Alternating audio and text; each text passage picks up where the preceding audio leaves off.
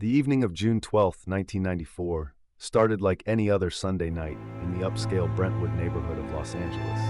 Nicole Brown Simpson had just finished dinner at Mezzaluna restaurant with her family, celebrating her daughter Sydney's dance recital. The 35-year-old blonde beauty was in good spirits, laughing with her children and parents as they walked back to her white BMW convertible. Nobody could have imagined that within hours, she would become the victim of one of the most brutal and publicized murders in American history. Nicole had built what seemed like a perfect life since her divorce from football legend O.J. Simpson 2 years earlier. Living in a $625,000 condominium on South Bundy Drive, she was focused on raising their two children, Sydney, 8, and Justin, 5, while enjoying her newfound independence. Friends described her as radiant and optimistic, finally free from the tumultuous marriage that had defined her 20s and early 30s. She'd been dating occasionally, working out religiously, and planning a future that didn't revolve around the volatile man who had controlled so much of her adult life. That Sunday evening, Nicole's routine seemed perfectly normal. After dinner, she drove her children home and put them to bed around 8 p.m. Her mother, Juditha, had forgotten her reading glasses at the restaurant, so Nicole called Mezzaluna around 9:30 p.m. to see if they'd been found. The restaurant's assistant manager, Karen Crawford, told her that server Ronald Goldman had found the glasses and would be happy to drop them by Nicole's condo after his shift ended. Ronald Goldman was a 25-year-old aspiring actor and model who worked at Mezzaluna to pay the bills while pursuing his dreams in Hollywood. The handsome, athletic young man was known for his friendly demeanor and dedication to fitness.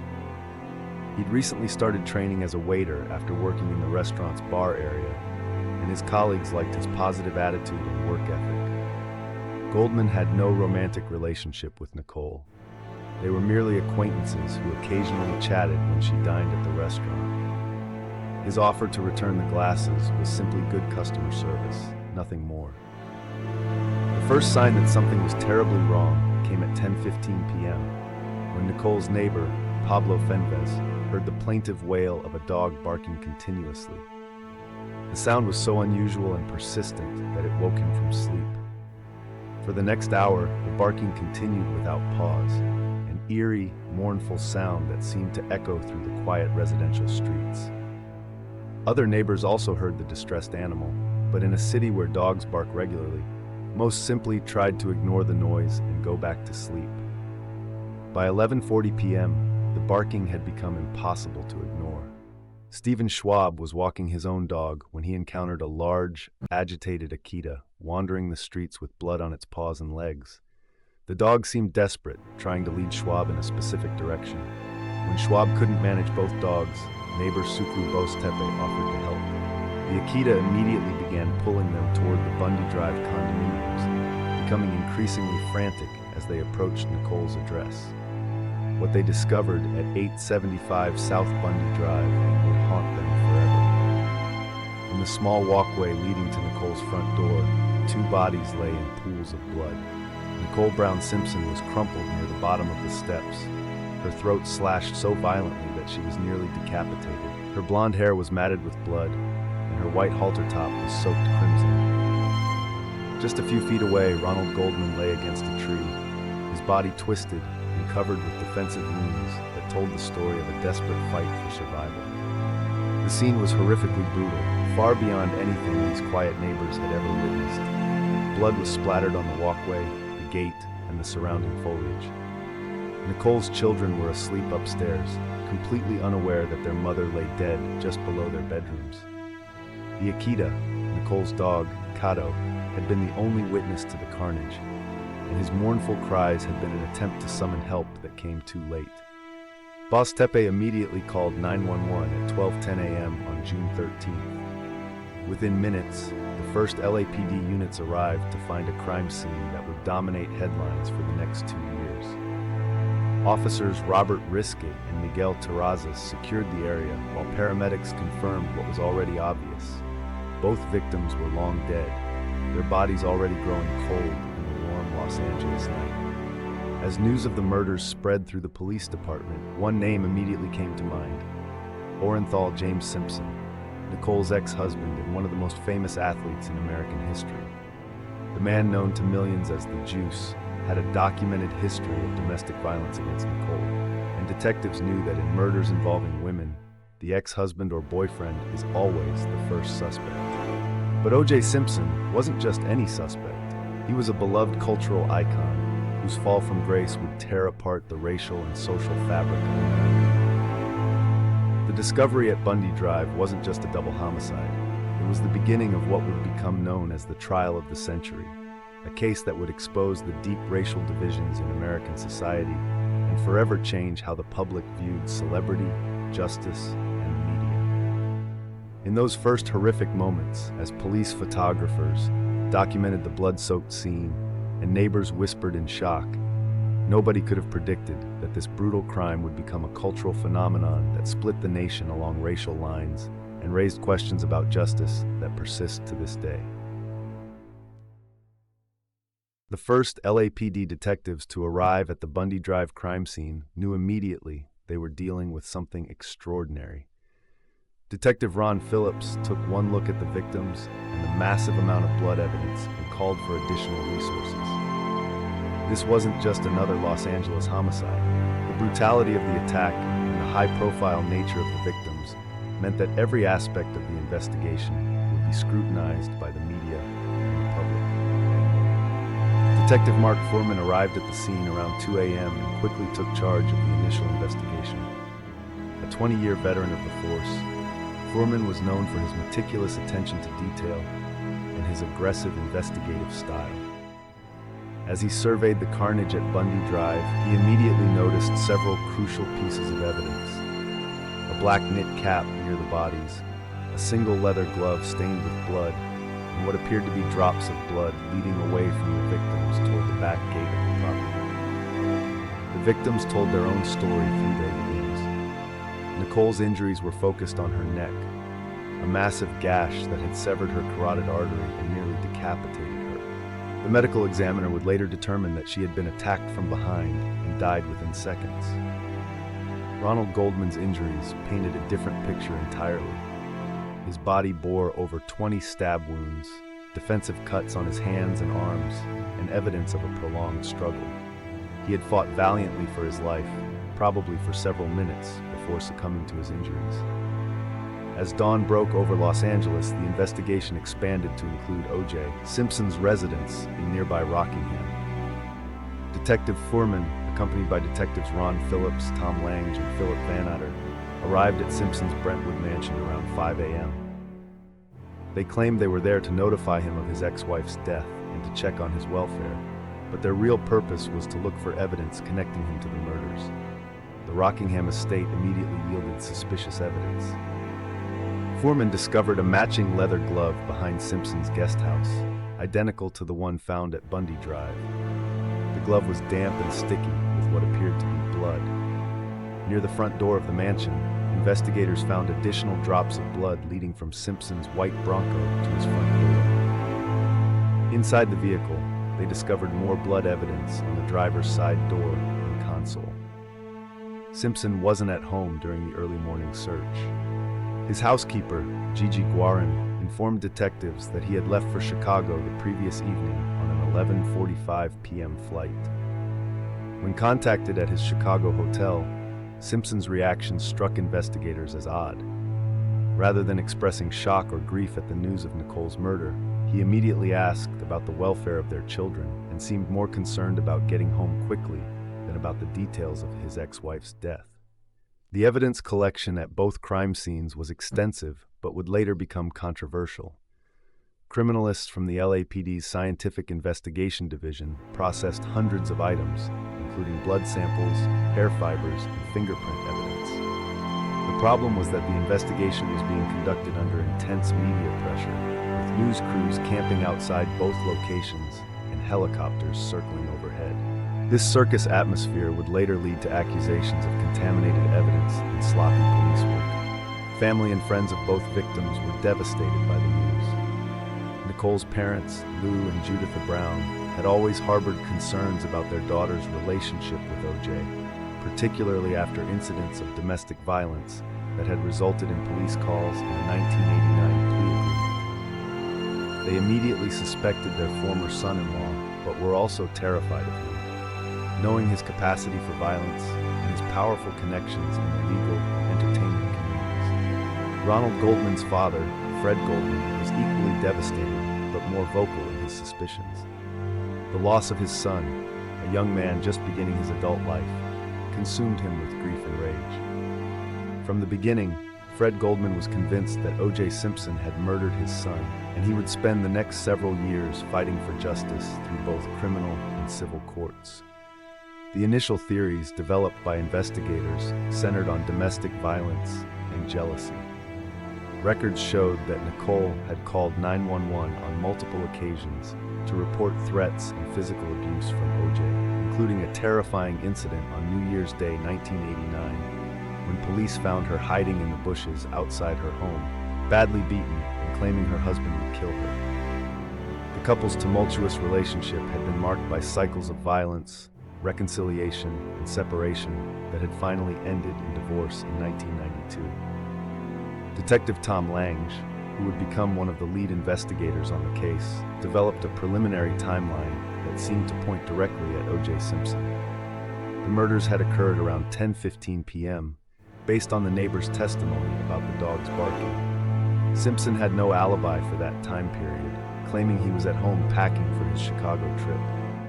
The blood evidence at both locations suggested that the killer had been injured during the attack, possibly explaining the blood trail at Simpson's house. Within 48 hours of the murders, the LAPD had collected enough evidence to focus their investigation exclusively on O.J. Simpson. The matching gloves, the blood evidence, and the history of domestic violence created what seemed like an overwhelming case against the former football star. However, the investigators had no idea that they were about to face the most expensive and sophisticated defense team in legal history, or that their investigation would be picked apart piece by piece in front of a national television audience. The media coverage of the case exploded immediately. O.J. Simpson wasn't just a former athlete. He was a cultural icon who had transcended race in a way that few African-American celebrities had achieved. His wholesome image as a Hertz rental car spokesman and his roles in movies like The Naked Gun had made him beloved by white and black audiences alike. The idea that this admired figure could be capable of such brutal violence was almost incomprehensible to many Americans. As the investigation continued, one thing became clear. This case would be unlike anything the LAPD had ever handled. The combination of celebrity, race, domestic violence, and overwhelming media attention would turn a double homicide investigation into a national obsession that would divide America along racial lines and raise fundamental questions about the nature of justice in the American legal system. As investigators dug deeper into the lives of Nicole Brown Simpson and Ronald Goldman, a disturbing picture began to emerge that was far more complex than the initial narrative of a jealous ex-husband and an innocent bystander. The glossy surface of Nicole's post-divorce life was hiding a world of dangerous liaisons, drug connections, and volatile relationships that would complicate the prosecution's case and provide ammunition for O.J. Simpson's defense team. Nicole's life after her divorce from O.J. in 1992 had been a mixture of liberation and reckless behavior. Free from her controlling ex-husband, she had embraced a lifestyle that included extensive plastic surgery, heavy drinking, and relationships with men who operated on the fringes of legality. Friends described her as both radiant and desperate, enjoying her freedom while simultaneously mourning the loss of the financial security and social status that came with being Mrs. O.J. Simpson.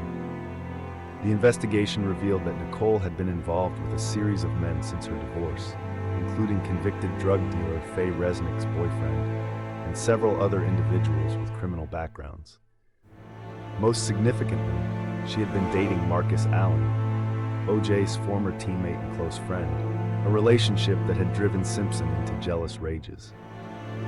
The affair with Allen was particularly inflammatory because it represented the ultimate betrayal in Simpson's mind, his ex-wife sleeping with someone from his inner circle. Ronald Goldman's connection to Nicole was initially portrayed as innocent, but investigators discovered that their relationship was more complex than either family wanted to admit. While there was no evidence of a romantic relationship, Goldman had been a regular at Mezzaluna for months and had interacted with Nicole on numerous occasions. Some witnesses suggested that Goldman was attracted to Nicole and had been trying to get closer to her, though she seemed to view him merely as a friendly acquaintance. More troubling for the prosecution was Goldman's own background, which included connections to the drug trade through his work at various upscale restaurants and nightclubs. While Goldman himself was not involved in drug dealing, he moved in circles where cocaine use was common, and investigators found evidence that he had occasionally used drugs recreationally. This information would later be used by the defense to suggest alternative motives for the murders. The timeline reconstruction revealed several inconsistencies in the initial police reports. The coroner's examination showed that the murders had likely occurred between 10:15 and 10:40 p.m., based on the victim's stomach contents and the testimony about the dog's barking. However, witnesses placed O.J. Simpson at various locations during this time period, creating confusion about his exact whereabouts during the crucial window. A particularly damaging discovery was Nicole's diary, which detailed years of physical and emotional abuse at the hands of O.J. Simpson. The entries described incidents of violence that went far beyond what had been reported to police, including threats to kill her if she ever left him. One entry from 1989 read, "He got extremely upset and said he would beat the shit out of me and kill me. He said he could kill me and get away with it because he was O.J. Simpson." The financial investigation revealed additional motives for violence. O.J. was facing significant financial pressures due to his lavish lifestyle and declining income from endorsements and appearances. His divorce settlement with Nicole required him to pay substantial alimony and child support, and he had been complaining to friends about the ongoing financial drain. Investigators found evidence that he had been threatening to reduce his payments and had been angry about Nicole's lifestyle, which he was essentially funding. The investigation also uncovered evidence of O.J.'s increasingly erratic behavior in the months leading up to the murders. Friends and family members reported that he had been drinking heavily, using cocaine, and becoming more paranoid and violent. His relationship with Nicole had remained complicated after their divorce, with cycles of reconciliation and separation that had finally ended definitively in May 1994, just weeks before the murders. One of the most disturbing discoveries was evidence that O.J. had been stalking Nicole in the weeks before her death. Neighbors reported seeing his white Bronco parked outside her condo at odd hours, and Nicole had confided to friends that she felt like she was being watched. A receipt found in O.J.'s bedroom showed that he had purchased a knife from a cutlery store just weeks before the murders, though the weapon was never found. The investigation revealed that Nicole had been considering moving away from Los Angeles with the children, a plan that would have enraged O.J. and potentially triggered the violence that ended her life. She had been looking at houses in other states and had discussed with friends the possibility of starting fresh somewhere far from her ex-husband's influence. Perhaps most significantly, investigators discovered that O.J. had hired private investigators to follow Nicole and document her activities. These investigators had compiled detailed reports about her daily routines, her relationships, and her movements around the city. The fact that O.J. was paying to have his ex-wife surveilled suggested a level of obsession that went far beyond normal post-divorce interest in one's children.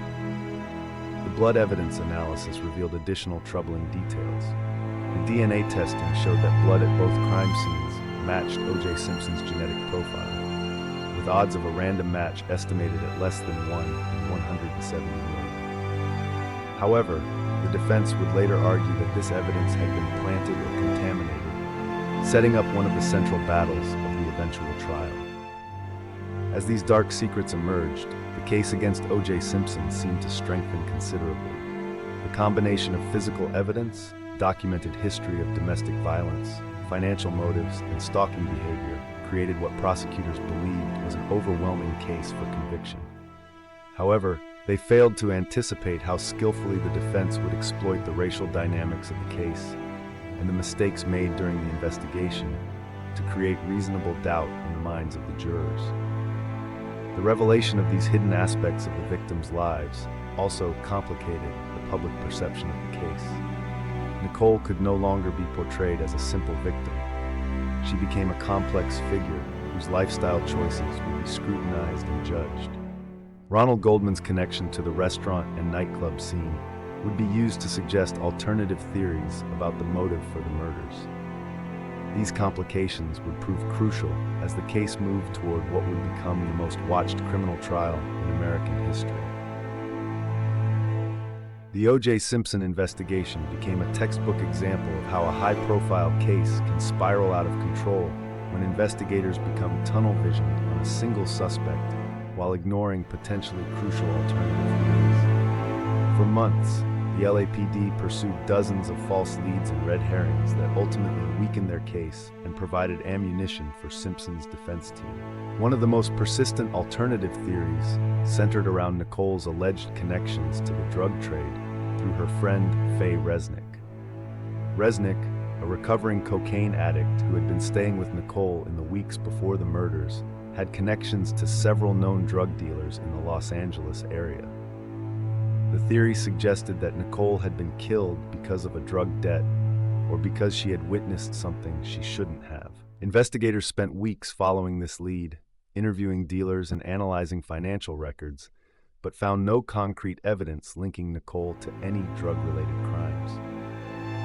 The drug theory gained traction when investigators discovered that several of Nicole's friends, including Resnick, had been using cocaine regularly, and that Nicole herself may have experimented with drugs after her divorce. Some witnesses claimed that Nicole owed money to dealers, while others suggested that she had been threatened because of her association with Resnick. However, thorough investigation revealed that while Nicole may have occasionally used drugs socially, she had no significant involvement in the drug trade and no outstanding debts that would have motivated murder. Another false lead involved the investigation of Brett Cantor, a friend of Ronald Goldman, who had been murdered in a similar fashion 6 months earlier. Cantor had been found with his throat slashed outside his Hollywood apartment, and investigators initially believed there might be a connection between the two cases. They spent considerable time and resources exploring whether Goldman and Cantor had been involved in some kind of criminal activity together, but ultimately concluded that the murders were unrelated and that Cantor's death was likely the result of a botched robbery. The Colombian necktie theory became a particular obsession for some investigators and conspiracy theorists. The specific manner in which Nicole's throat had been cut, nearly severing her head, resembled a killing method associated with South American drug cartels. This led to an extensive investigation into possible Colombian drug connections, including interviews with dozens of individuals in the Los Angeles drug trade. However, forensic experts ultimately concluded that the wounds were consistent with a personal attack by someone in an emotional rage, not the calculated violence of professional killers.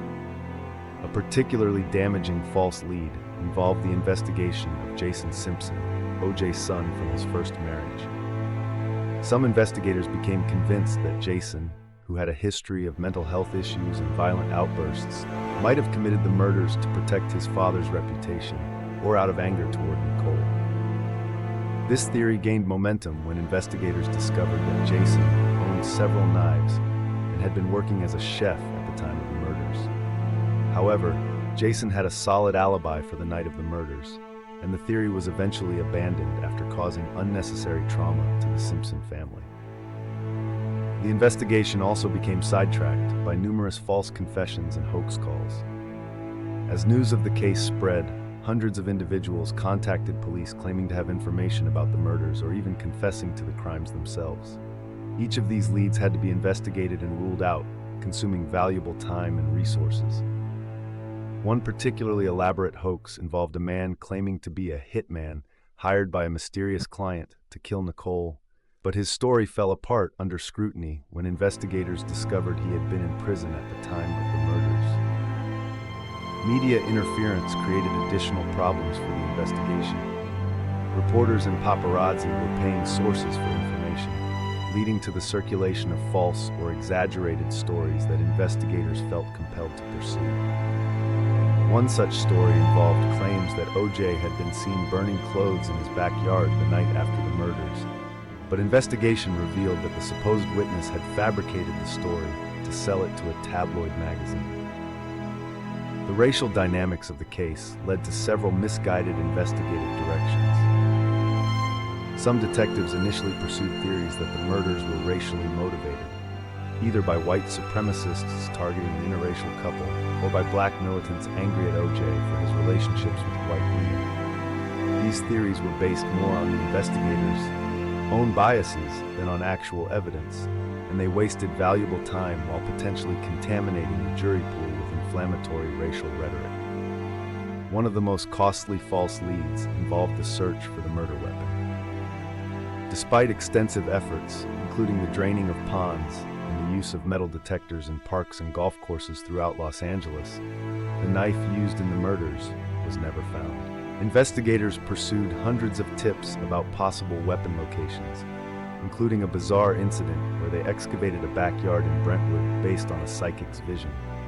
The failure to find the murder weapon would later become a significant weakness in the prosecution's case. The investigation was also hampered by celebrity culture and the unique challenges of investigating a famous suspect, O.J. His celebrity status meant that many potential witnesses were reluctant to come forward, either because they were protecting their own relationships with him, or because they were overwhelmed by the media attention. This led to delays in obtaining crucial testimony and created gaps in the timeline that the defense would later exploit. Perhaps most damaging was the failure to properly investigate the possibility of multiple perpetrators. While the evidence suggested a single killer, some aspects of the crime scene, including the different types of wounds on the two victims and the logistics of subduing both Goldman and Nicole, raised questions about whether more than one person might have been involved.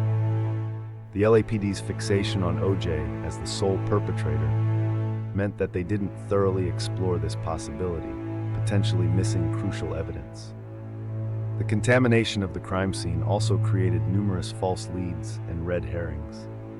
The massive media presence at both Bundy Drive and Rockingham meant that potential evidence was compromised, witnesses were influenced by media reports, and the chain of custody for crucial evidence was called into question. This contamination would later become a central theme of the defense strategy, as they argued that the evidence against O.J. had been planted or corrupted by overzealous investigators. As the investigation continued, it became clear that the LAPD had made several critical errors that would haunt the prosecution throughout the trial. Their tunnel vision on O.J. Simpson as the only possible suspect, combined with the pressure from media and political leaders to solve the case quickly, led them to ignore or minimize evidence that didn't fit their theory. These mistakes would prove costly when the case went to trial, and Simpson's dream team of lawyers began systematically dismantling the prosecution's case piece by piece. The breakthrough in the O.J. Simpson case didn't come from a dramatic confession or a smoking gun piece of evidence. It came from the painstaking analysis of DNA evidence that would revolutionize criminal investigations in America. In June 1994, DNA testing was still relatively new to criminal cases, but the Simpson investigation would become the first case to truly showcase both the power and the limitations of genetic evidence in a courtroom setting. The critical evidence began with the blood found at the Bundy Drive crime scene. Criminalist Dennis Fung and his team collected blood samples from multiple locations, including drops leading away from the bodies toward the back gate of Nicole's condominium. These drops appeared to be from the perpetrator, who had apparently been injured during the attack and left a trail as he fled the scene. When these samples were tested at the LAPD's crime lab and confirmed by outside laboratories, the results were stunning. The DNA profile matched O.J. Simpson with a statistical certainty of 1 in 170 million. But the DNA evidence was just the beginning. The blood found in Simpson's white Ford Bronco was tested and found to contain genetic material from all three individuals, O.J., Nicole, and Ronald Goldman. The implications were staggering. How could blood from both victims end up in Simpson's vehicle unless he had been present at the crime scene? The glove found at Simpson's Rockingham estate was tested and found to contain blood from all three individuals as well, creating what prosecutors believed was an ironclad link between Simpson and the murders. Dr. Robin Cotton, director of Cellmark Diagnostics Laboratory, became the prosecution's key witness in explaining the DNA evidence. Her testimony revealed that the odds of the blood evidence being from someone other than O.J. Simpson were astronomical. She calculated the probability at approximately 1 in 57 billion, meaning that the entire population of the world could be tested and not produce another match. The genetic evidence was so compelling that prosecutors believed it alone would be sufficient to convict Simpson. The hair and fiber evidence provided additional confirmation of Simpson's presence at the crime scene. Criminalists found hair consistent with Simpson's on the knit cap discovered near the bodies, and fibers from his Bronco were found on the glove at Rockingham. When analyzed under powerful microscopes, these microscopic pieces of evidence painted a picture of Simpson's involvement that seemed impossible to refute. However, the defense team, led by Johnny Cochran, including DNA expert Barry Scheck, immediately began attacking the reliability of the evidence. They argued that the blood samples had been contaminated due to improper collection and storage procedures by the LAPD. Scheck demonstrated that some of the blood evidence had been stored in hot police vehicles for hours before being processed, potentially degrading the DNA and leading to false results. The defense's breakthrough came when they discovered that EDTA, preservative used in blood collection tubes, was present in some of the evidence samples. This suggested that the blood evidence might have been planted using samples taken from Simpson during his voluntary submission of blood to police. While the prosecution argued that EDTA could be found naturally in the environment, the defense successfully planted seeds of doubt about the integrity of the evidence collection process. The timeline evidence became another crucial breakthrough for both sides.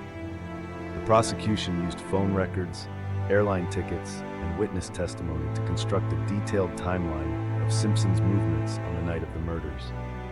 They argued that he had a narrow window of opportunity between 9:36 p.m. when he spoke on the phone with Cato Keelan and 10:53 p.m. when he was seen by limousine driver Alan Park to commit the murders and return home to clean up. However, the defense found inconsistencies in the timeline that they would exploit during the trial. Witnesses gave conflicting accounts of when they had seen or heard various events, and the prosecution's timeline required Simpson to commit the murders, dispose of evidence, and clean himself up in less than an hour. The defense argued that this time frame was unrealistic, and that the inconsistencies in witness testimony proved that Simpson couldn't have committed the crimes. The discovery of domestic violence evidence provided another major breakthrough for the prosecution. Investigators found photographs of Nicole's injuries from previous incidents, 911 tapes of her calling for help, and witness testimony about Simpson's violent behavior toward his ex-wife. The prosecution believed this evidence established motive and showed a pattern of escalating violence that culminated in murder. Denise Brown, Nicole's sister, became a crucial witness in establishing the domestic violence pattern. Her testimony about Simpson's controlling and violent behavior toward Nicole provided context for the murders and helped explain why Nicole might have been targeted. The prosecution argued that the murders were the ultimate act of domestic violence by a man who couldn't accept that his ex-wife was moving on with her life. However, the defense team's most significant breakthrough came not from the evidence itself, but from their ability to shift the focus of the case from the facts to the racial dynamics of the investigation. They discovered that Detective Mark Foreman, who had found key evidence, including the glove at Simpson's house, had a history of racist comments and attitudes. This discovery would prove to be the turning point that transformed the case from a straightforward murder trial into a referendum on race relations in America. The defense obtained recordings of Foreman using racial slurs and describing police brutality against minorities, completely undermining his credibility as a witness. Johnny Cochran skillfully used these recordings to argue that Furman had planted evidence against Simpson because of racial bias, turning the detective from a star prosecution witness into a liability that would haunt the case throughout the trial. As the evidence mounted on both sides, it became clear that the Simpson case would not be decided purely on forensic evidence, despite the overwhelming DNA results. The defense had successfully raised questions about the integrity of the investigation and the motivations of the investigators, while the prosecution struggled to present their scientific evidence in a way that would resonate with a jury that was increasingly skeptical of police competence and honesty. The breakthrough moments in the investigation had revealed both the power of modern forensic science and its limitations in a legal system where evidence must be not only accurate, but also perceived as trustworthy by jurors. The stage was now set for a trial that would captivate the nation and expose deep divisions in American society about race, justice, and the reliability of law enforcement. The arrest of O.J. Simpson on June 17, 1994, was unlike anything in American criminal justice history. What should have been a routine booking process instead became a surreal, nationally televised drama that perfectly captured the bizarre intersection of celebrity, race, and justice that would define the entire case. Simpson was supposed to surrender to police at 11 a.m. on Friday, June 17th, after being charged with 2 counts of first-degree murder. Instead, he vanished. His attorney, Robert Shapiro, called a press conference to announce that Simpson had failed to turn himself in and was now considered a fugitive from justice. The press conference revealed that Simpson had left behind a rambling suicide note that read more like a manifesto than a confession. The letter, read aloud by Shapiro with Simpson's permission, was a bizarre mixture of denial, self-pity, and veiled threats. "I can't go on," Simpson had written. "No matter what the outcome, people will look and point. I can't take that. I can't subject my children to that." Notably absent from the letter was any expression of grief for Nicole or Ronald Goldman, or any acceptance of responsibility for their deaths. Instead, Simpson portrayed himself as the victim of a rush to judgment and media persecution. The manhunt for Simpson began immediately, with police checking airports, train stations, and the homes of friends and family members. The break came when Simpson's friend Al Cowlings called police to report that he was driving Simpson in a white Ford Bronco on the 405 freeway, heading south toward Orange County. What followed was the most watched pursuit in television history, as an estimated 95 million Americans tuned in to watch the slow-speed chase that lasted nearly 2 hours. The image of the white Bronco moving slowly down the freeway, followed by a convoy of police cars with helicopters circling overhead, became an iconic moment in American popular culture. Simpson was reportedly holding a gun to his head during the chase, while Cowlings spoke with police negotiators on his cell phone. The surreal nature of the event was heightened by the fact that fans lined overpasses to cheer for Simpson, treating the fugitive pursuit like a sporting event rather than a criminal matter. During the chase, Simpson spoke by phone with Detective Tom Lange, who tried to convince him to surrender peacefully. The recorded conversations revealed Simpson's state of mind and provided insights into his psychology that would later be analyzed extensively during the trial. "I'm not running," Simpson insisted, even as he fled from police at 35 miles per hour. "You know I'm not running. I'm just trying to go to Nicole's grave, and then I'm coming back." The chase ended at Simpson's Rockingham mansion, where he was surrounded by police and eventually convinced to surrender after nearly an hour of negotiations. As he was led away in handcuffs, Simpson appeared dazed and disoriented, a far cry from the confident celebrity who had charmed America for decades. The arrest was witnessed by hundreds of reporters and onlookers who had gathered outside the estate, turning the booking process into a media circus. Simpson's behavior during his initial interrogation was crucial evidence for both the prosecution and defense. Detective Tom Lange conducted the interview, during which Simpson appeared nervous and provided inconsistent answers about his whereabouts on the night of the murders. When asked about a cut on his hand, Simpson gave multiple explanations, first claiming he didn't know how it happened, then saying he had cut it on a glass in his Chicago hotel room.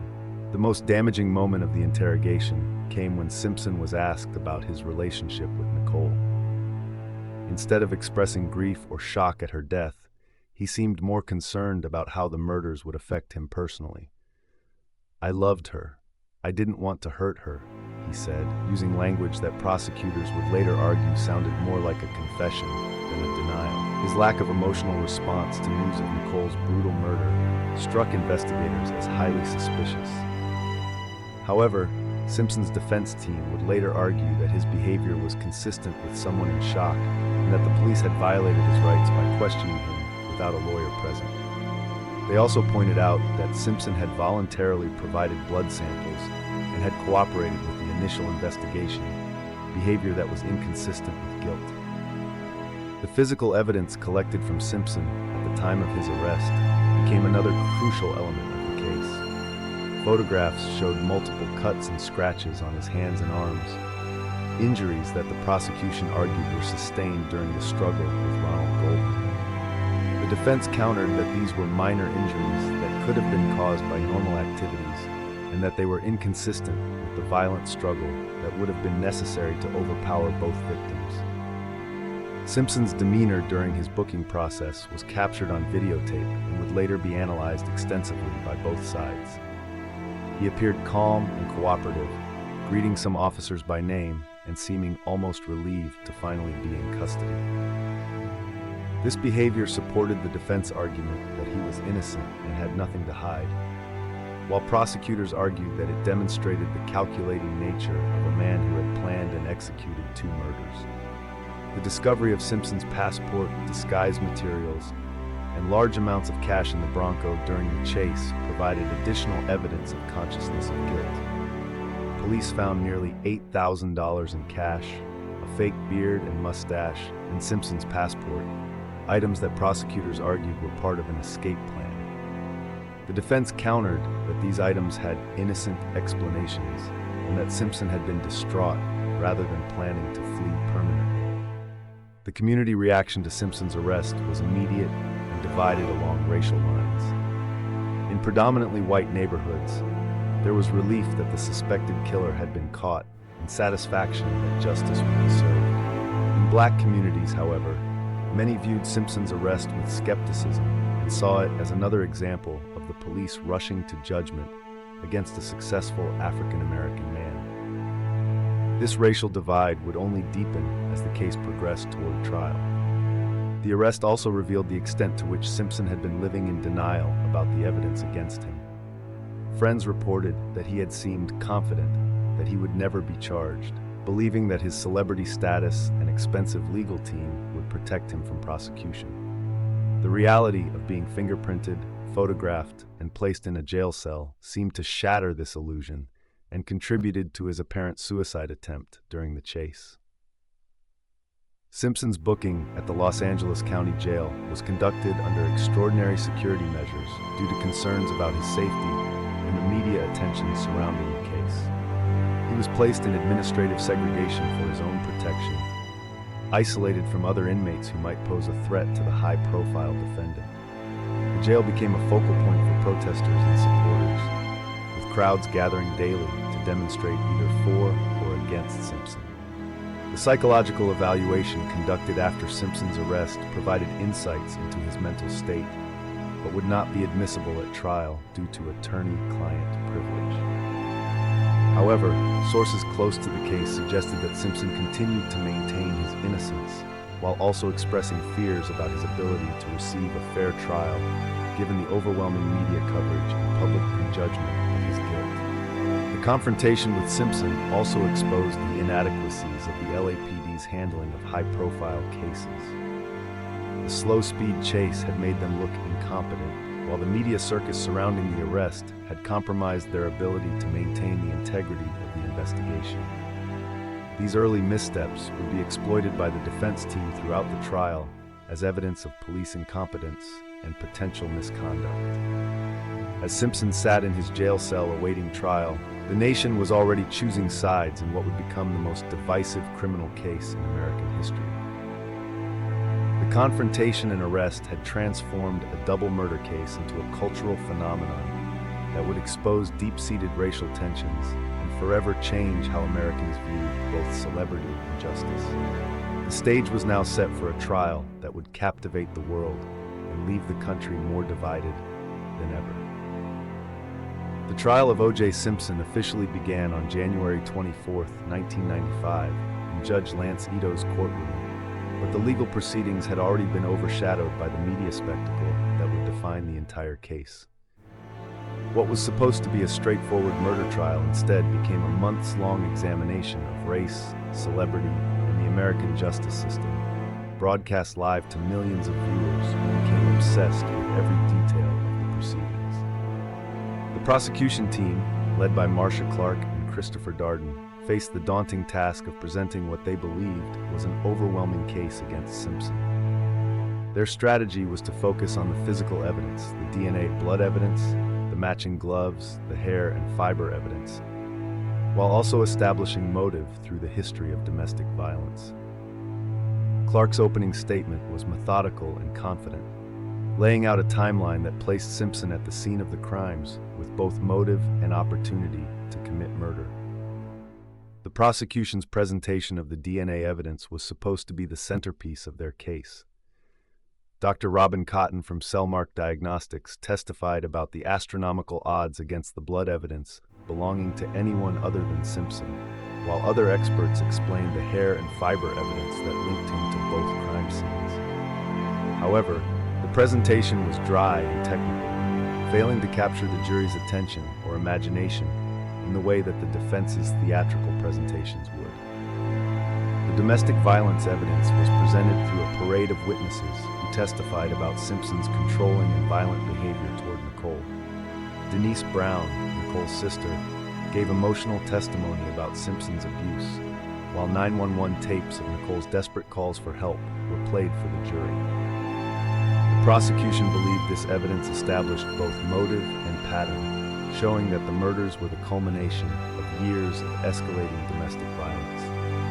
However, the prosecution made several critical errors that would ultimately doom their case. The decision to have Simpson try on the bloody gloves in front of the jury backfired spectacularly when the gloves appeared too small. Simpson struggled theatrically to put them on while wearing latex gloves underneath, prompting Johnny Cochran's famous phrase, "If it doesn't fit, you must acquit." The prosecution had failed to account for the fact that leather shrinks when exposed to blood and moisture, and that Simpson was wearing protective gloves that would make the fit even tighter. The defense team, dubbed the Dream Team by the media, was led by Johnny Cochran and included Alan Dershowitz, F., Lee Bailey, Robert Shapiro, and Robert Kardashian. Their strategy was brilliant in its simplicity. Rather than proving Simpson's innocence, they would prove the prosecution's case was fatally flawed. They would attack the competence and honesty of the LAPD investigators while playing on racial tensions to suggest that Simpson was being framed. The defense's masterstroke was their handling of Detective Mark Fuhrman, the LAPD officer who had found key evidence in the case. During cross-examination by F. Lee Bailey, Fuhrman denied ever using racial slurs or expressing racist attitudes.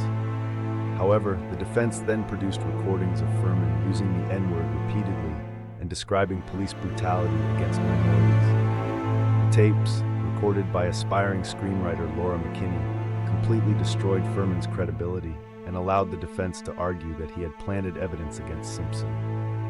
Johnny Cochran's closing argument was a masterpiece of rhetoric that transformed the trial from a murder case into a referendum on police racism and misconduct.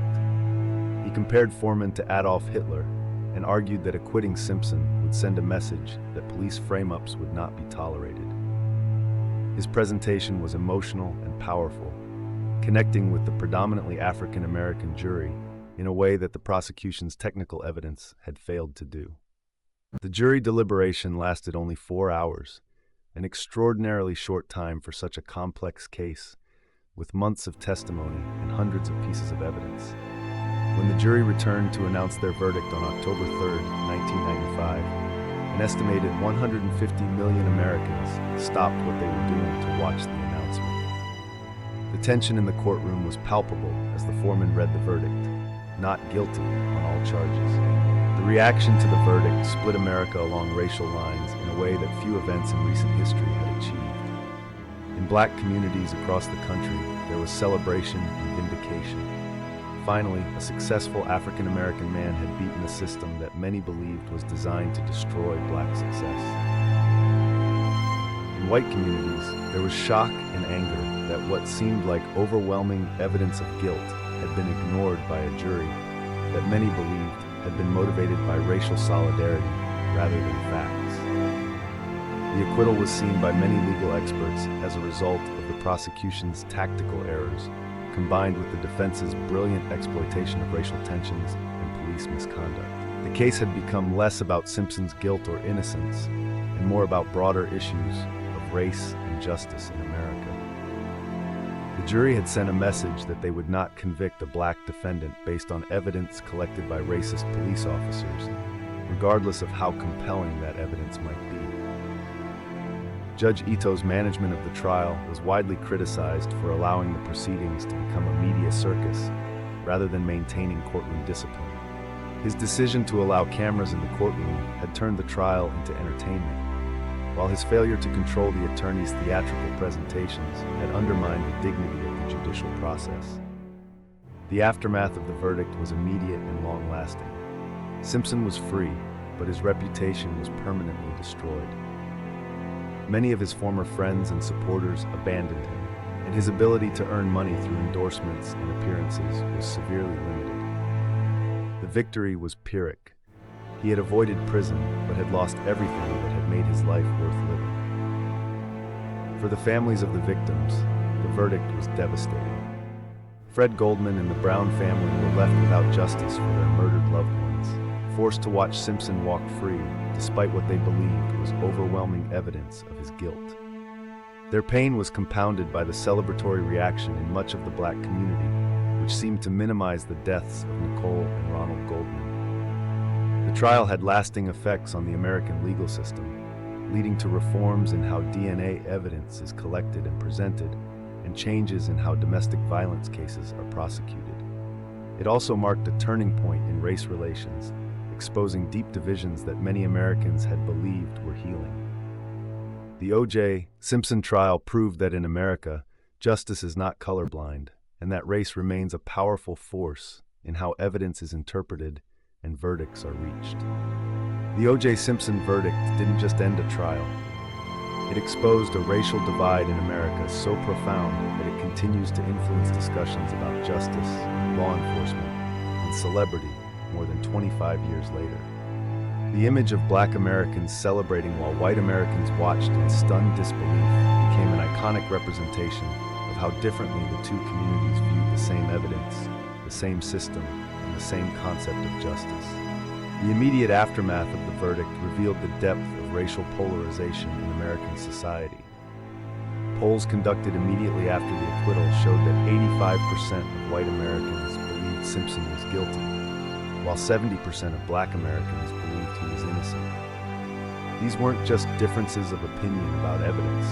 They reflected fundamentally different experiences with and trust in the American justice system. For many African Americans, Simpson's acquittal represented a rare victory against a system they viewed as systematically biased against black defendants. The impact on law enforcement was immediate and far-reaching. Police departments across the country were forced to confront the reality that their credibility with minority communities had been severely damaged. The Foreman tapes had exposed racist attitudes that many departments knew existed but had ignored or covered up.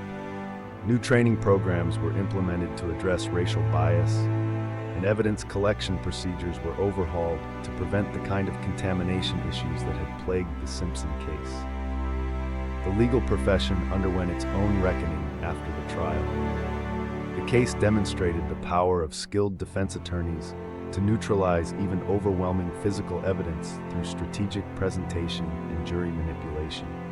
Law schools began teaching courses on trial strategy using the Simpson case as either a model to follow or a cautionary tale, depending on one's perspective. The concept of playing the race card entered the legal lexicon, though the ethics of such strategies remained hotly debated. DNA evidence, which should have been the prosecution's strongest asset, was instead viewed with suspicion by jurors who had been convinced that it could be planted or contaminated. This skepticism had lasting effects on how forensic evidence was presented in subsequent trials, forcing prosecutors to spend more time explaining chain of custody and laboratory procedures to skeptical juries. The case also led to improvements in evidence collection and storage procedures to prevent future challenges to scientific evidence. The domestic violence awareness movement was profoundly affected by the case's outcome. Nicole Brown Simpson became a symbol of how domestic violence could escalate to murder, and her death galvanized efforts to improve police response to domestic violence calls and to provide better protection for victims. However, the acquittal also sent a troubling message that even documented histories of domestic violence might not be enough to convict wealthy, powerful abusers. For the families of the victims, the acquittal was just the beginning of a long struggle for some form of justice. Fred Goldman and the Brown family pursued a civil case against Simpson, where the standard of proof was lower and the racial dynamics were different. In 1997, a predominantly white jury found Simpson liable for the wrongful deaths of both victims and ordered him to pay $33.5 million in damages. This split verdict, criminal acquittal, civil liability, satisfied no one and further highlighted the inconsistencies in the American justice system. The media landscape was forever changed by the Simpson trial. The case proved that Americans had an insatiable appetite for real-life legal drama, leading to the creation of Court TV and numerous other legal-themed television programs. The trial also marked the beginning of the modern era of 24-hour news coverage, as networks discovered that viewers would watch legal proceedings for hours at a time. This shift toward entertainment-based news coverage had profound implications for how subsequent high-profile cases would be covered. Simpson's own life after the trial was a steady decline from celebrity to pariah. While he was legally free, he was socially and financially ruined. Many of his former friends abandoned him. His children were subjected to constant scrutiny and harassment, and his ability to earn money was severely limited. He moved to Florida, where homestead laws protected his house from seizure to pay the civil judgment, but he lived as a virtual exile from the Hollywood world that had once embraced him. The case also had a lasting impact on how domestic violence was perceived and prosecuted. The extensive documentation of Simpson's abuse of Nicole, including the 911 calls, photographs of her injuries, and witness testimony, created a template for how domestic violence cases should be investigated and presented.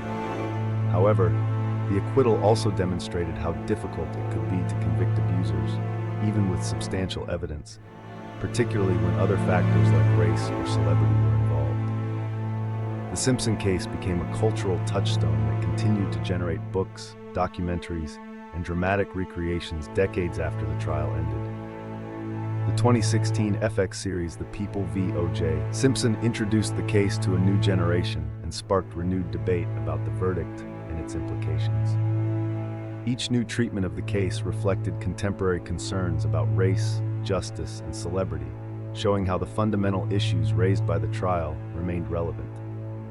Perhaps most significantly, the Simpson case demonstrated the limits of the American justice system when confronted with issues of race, celebrity, and media attention.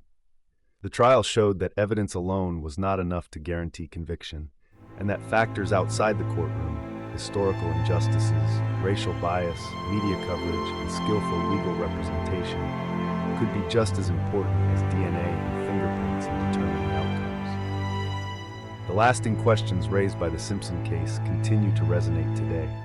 Can wealthy defendants buy their way out of criminal liability? Does the justice system work the same way for black defendants as it does for white ones? How much should historical injustices influence contemporary legal decisions? These questions remain as relevant today as they were in 1995, ensuring that the O.J. Simpson case will continue to be studied, debated, and analyzed for generations to come. The case ultimately serves as a mirror reflecting America's ongoing struggles with race, justice, and equality. The fact that Americans can still disagree so fundamentally about Simpson's guilt or innocence, more than 25 years later, speaks to the enduring power of the issues the trial exposed. In many ways, the verdict was less important than what the case revealed about American society, divisions that remain largely unhealed and continue to influence how justice is perceived and administered in the United States.